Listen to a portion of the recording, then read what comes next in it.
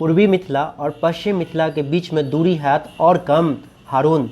बिहार विधान परिषद के सभापति हारून रशीद चेतना समिति के द्वारा आयोजित विद्यापति पर्व समारोह में मैथिली में बजैत कहलनि कि पूर्वी मिथिला और पश्चिम मिथिला के बीच बहुत रास सड़क के निर्माण भ रहल अछि, जाहिसँ दुनू के बीच दूरी भ जायत कम।